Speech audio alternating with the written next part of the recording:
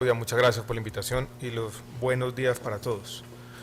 Yo voy a hacer una presentación en 3 partes. Muchos de los temas que voy a decir ya han sido tocados, pero quiero hacer primero una contextualización del tema, después volver sobre el dimensionamiento, cosas que ya se han dicho, para terminar con una reflexión que yo creo que es la reflexión de fondo sobre la política pública, porque en este tema la reflexión sobre la política pública es compleja, pero es necesaria.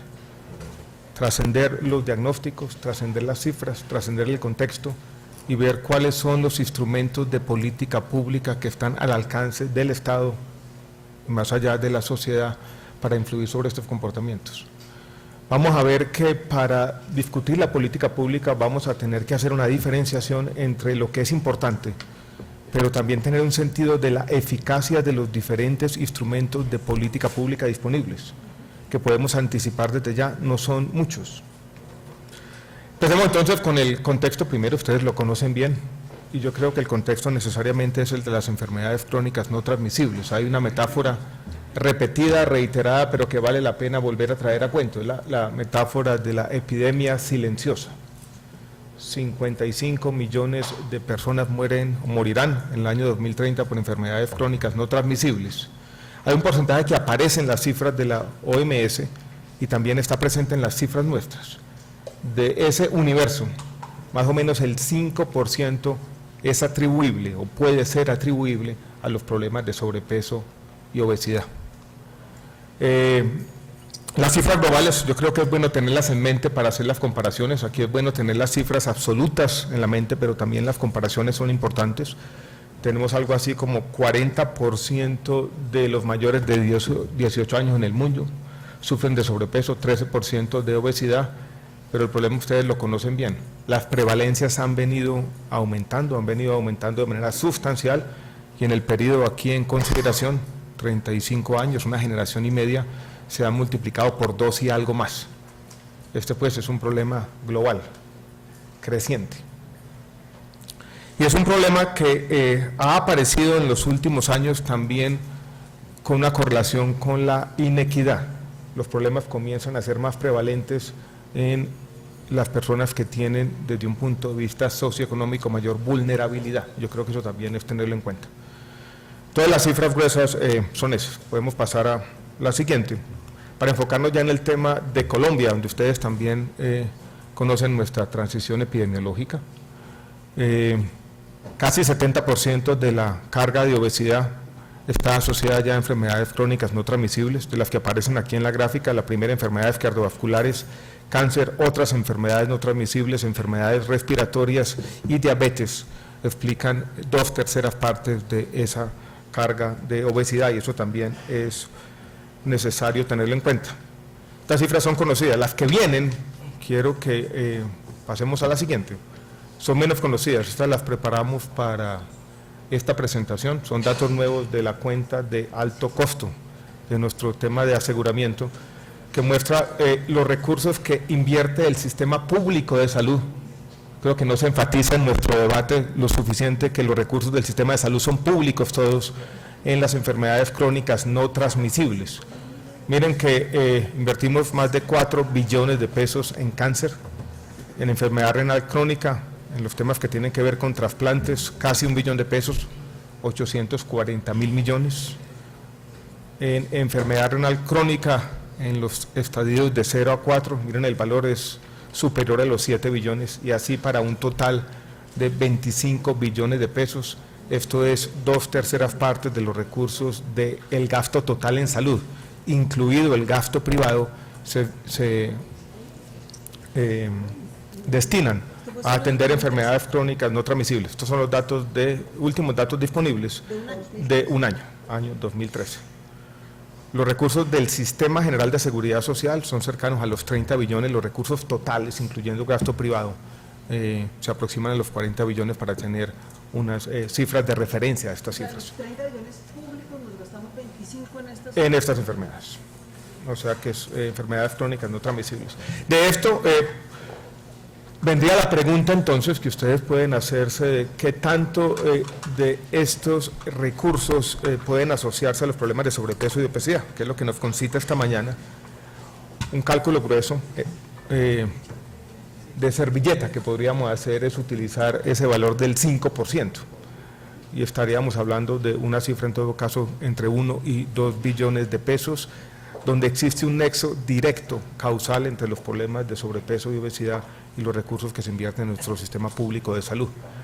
Tenemos datos un poco más precisos, podemos pasar a la siguiente, en lo que tiene que ver con los temas de mortalidad atribuible a la obesidad y el sobrepeso, aproximadamente 4.000 muertes al año, poco más en los hombres que en las mujeres, y la cifra gruesa también es el 50% de las muertes por enfermedades cardiovasculares en hombres y en mujeres pueden ser atribuibles de manera directa a los problemas de sobrepeso y obesidad.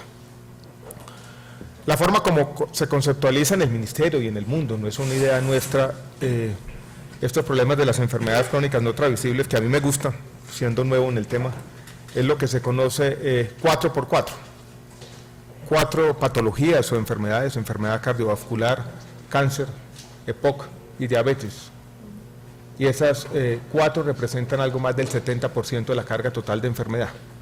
Pero esas 4 tienen que ver con 4 acciones preventivas que permitirían, haciendo prevención, disminuir hasta en un 70 u 80%, por ejemplo, la mortalidad prematura por este tipo de patologías. Son los temas de actividad física, alimentación saludable, cero tabaco y disminución del consumo del alcohol. Ahí está, como dicen hoy en día, el Pareto, donde tenemos que poner el énfasis en las políticas públicas. Dentro de la alimentación saludable, el énfasis se hace generalmente en azúcares, en grasas trans, en disminución del consumo de sodio y en el aumento del consumo de frutas y verduras, que es donde debe ponerse nuestro énfasis. Aquí quiero hacer una primera reflexión sobre los temas de política pública y la forma como se conceptualiza la salud. La salud se diferencia de un programa público cualquiera, sin ser peyorativo. Es distinto y más complejo que, por ejemplo, entregar un subsidio de vivienda. Es distinto y más complejo que, por ejemplo, entregar un subsidio para el ingreso. La salud no es un entregable. La salud es algo que se construye de manera colectiva entre el individuo, la familia, la comunidad y el Estado. Muchas veces conceptualizamos la salud como es algo que el Estado puede entregarle a las personas, a los individuos o a las comunidades, pero no es así. Entonces, la labor del Estado, cuando tenemos esta realidad epidemiológica distinto, es una labor que no se reduce simplemente a gastar plata. Es una labor que tiene que ver mucho también con estas actividades de promoción de la salud y prevención de la enfermedad, donde, digámoslo de una vez de manera clara y precisa, no es fácil. No es fácil porque lo que estamos diciendo es que el Estado tiene que ser el promotor de cambios de comportamiento. Y cambiar comportamiento, si voy a hacer una referencia un poco más amplia, al final es una tarea compleja. Todos nos levantamos, dicen por ahí, con ganas de cambiar el mundo todos los días, ni siquiera cambiamos la ruta a la oficina, ¿no? Cambiar los comportamientos es complejo, hay una inercia en la vida privada. Y voy a hacer una reflexión más adelante sobre ese tema. Pasemos al dimensionamiento del problema, no me voy a demorar mucho porque la excelente presentación de la ICBF tocó algunos de los temas puntuales, pero quiero reiterar algunas de las cifras de nuestro país en los temas de obesidad y sobrepeso. Este es el mapa, doctora Claudia, al que usted le tomó la foto. Es interesante, miren la prevalencia en el tema de sobrepeso en el país, más o menos la mitad de la población. Este mapa daría para una buena disquisición cultural, ¿no? El centro y el oriente del país, con el departamento de Nariño y el departamento del Atlántico, y San Andrés también, donde tenemos problemas de sobrepeso y obesidad y por razones de otra naturaleza, genética si se quiere, tenemos una prevalencia muy alta de diabetes en San Andrés. Miren la obesidad abdominal como ha venido creciendo tanto en hombres como en mujeres. Hay un aumento de 6 puntos porcentuales en los hombres, 2005-2010, y hay un aumento de más de 10 puntos porcentuales en mujeres, pasando del 51,4 al 62%. Este es pues un problema creciente en Colombia y en el mundo. Recuerden la cifra global con la que empecé la charla, más o menos del 39%, podríamos decir que Colombia tiene unas cifras que superan el promedio del mundo, como era de esperarse a nuestro nivel de ingresos, para ser claro. Estas son las cifras de niños, donde los datos no son tan preocupantes como en México, por ejemplo, o como en los Estados Unidos, tenemos que ser claros, pero son altos ya, de 0 a 4 años tenemos problemas de sobrepeso en una quinta parte de los niños, y tal vez lo más preocupante es el aumento de las prevalencias en obesidad.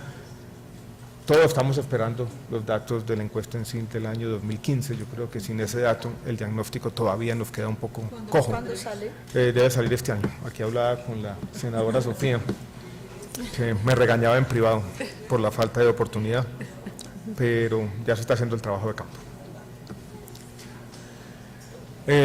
Algunas cifras que complementan lo que dijo el ICBF, estos son cifras globales, generales, que nos muestran los hábitos alimenticios de nuestro país, que obedecen a una serie de factores difíciles de cambiar, y son factores de un lado socioeconómicos, de otro lado culturales. La dieta siempre ha sido un énfasis de los antropólogos, porque tiene mucho que ver con la cultura, pero también los precios relativos influyen de manera decidida en la forma como nos alimentamos.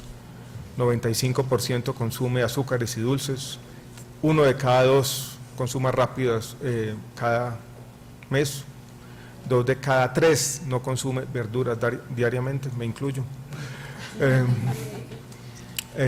1 de cada 3 no consume frutas diariamente, ahí sí no me incluyo. Pasemos a la siguiente. Y miren cómo en Colombia, estos son datos preliminares, basados en la encuesta Sisbén, empezamos a ver una tendencia que es preocupante, y cómo los consumos de frutas y verduras, por ejemplo, son mucho menores en los niveles socioeconómicos más vulnerables. Miren la comparación entre Sisbén 1 en el consumo de frutas y Sisbén 4. Aquí tenemos apenas 2/3 partes de la población, no tenemos los estratos 4, 5 y 6. Pero sí podemos ver que en esta fotografía se ven claramente algunas diferencias socioeconómicas donde empiezan a distinguirse hábitos distintos entre los más pobres y nuestras clases medias.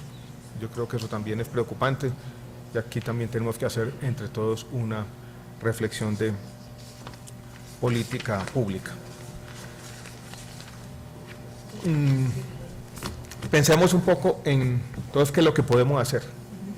Este es un problema global, un problema complejo, que está creciendo, que tiene grandes implicaciones tanto para la salud de la población como para las finanzas del sistema de salud. Aquí, sin ser grandilocuente, nos estamos jugando la salud y la vida de la población con este tipo de políticas, lo tenemos que decir de manera clara y precisa. Yo creo que la conceptuación de las políticas públicas tiene que partir de lo siguiente. Cuando hemos hecho algunas propuestas de política pública, la primera reacción que yo encuentro es la siguiente. Me dice, eso que usted propone explica una fracción muy pequeña del problema. Y la clave, por ejemplo, es la educación. O la clave empieza por un adecuado comportamiento al interior de las familias. Yo creo que una discusión sobre las políticas públicas, y lo digo de una manera, no tratando de ser provocador, tiene que ser reduccionista. O sea, tiene que partir de cuáles son los instrumentos que tenemos al alcance del Estado y tener por lo menos una reflexión concreta sobre su eficacia. Cuando usted me dice la clave es la educación, yo tengo que decir, bueno, ¿y eso qué significa? ¿Cuáles son los programas educativos que yo podría implementar en un tiempo razonable al interior de nuestras instituciones educativas para cambiar estos comportamientos? Ya tengo que ir un poco más allá. Si yo me quedo en los enunciados generales y diciendo la clave es educación, me quedo en un discurso y ese discurso no se traduce en acciones de política pública concretas que logren cambiar los comportamientos. Y cuando yo reflexiono sobre políticas públicas, yo creo que aquí tenemos 3 tipos de políticas diferentes. Algunas cambian los incentivos, cambian esos precios relativos, hacen que algunas cosas sean más caras y algunas sean más baratas. No lo cambia todo, pero tenemos que ser capaces de ver si esas políticas que cambian los incentivos son políticas que logran algún efecto. teniendo en cuenta que no vamos a tener un conjunto de políticas públicas que sean completamente eficaces. Otras políticas cambian no los incentivos, cambian la información, lo que está en la mente de los individuos. Da información concreta sobre el valor alimentario de los alimentos y, si se quiere, ese otro tipo de políticas contrarresta cierta publicidad que lleva al consumo de otro tipo de alimentos. Y esas políticas son distintas a aquellos que cambian los incentivos, están más orientadas a tener una información adecuada para que cada individuo, cada familia, cada comunidad pueda tomar decisiones más acertadas. Otras yo creo que van incluso más allá de la información y lo que quieren son cambiar ciertas normas sociales de comportamiento, lo que sí se puede hacer en las escuelas.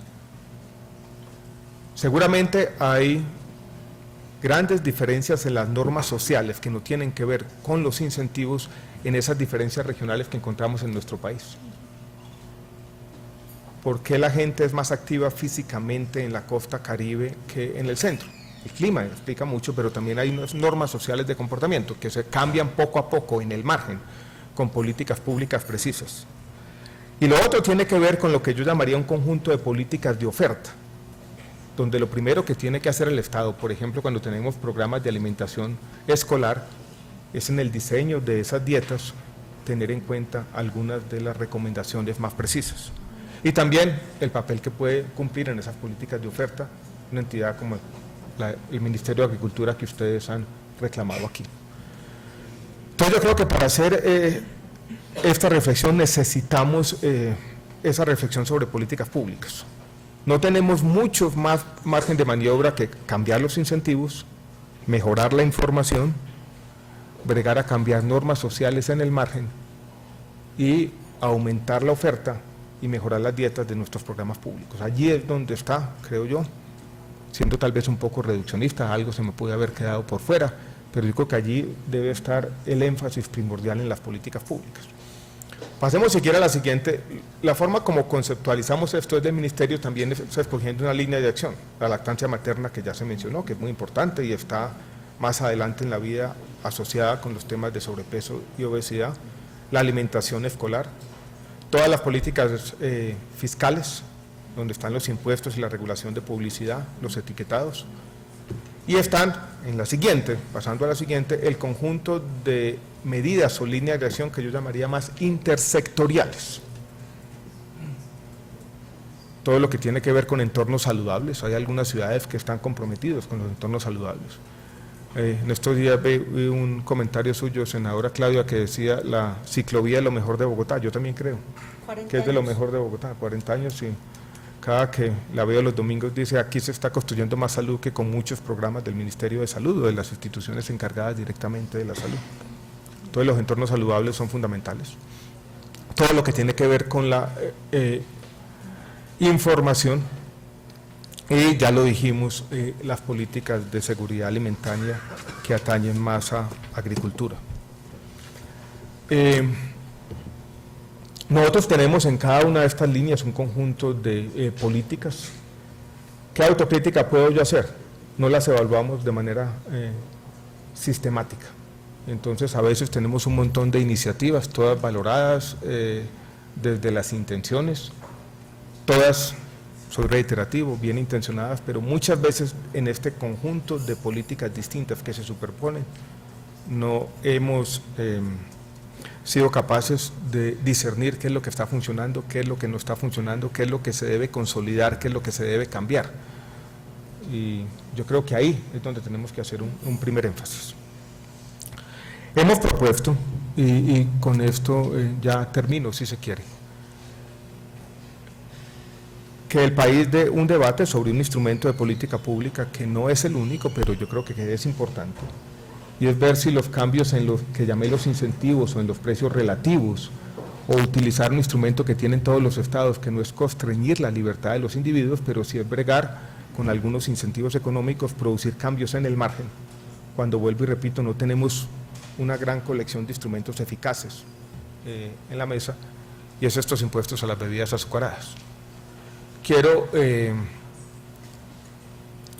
presentarles así rápidamente, este es la última revisión sistemática de la literatura científica, publicada, perdón que la alcancé apenas a copiar ahora, este es un artículo del año 2014, la revista científica se llama Nutrición, tiene tal vez el factor de impacto más alto en el conjunto de revistas científicas sobre este tema.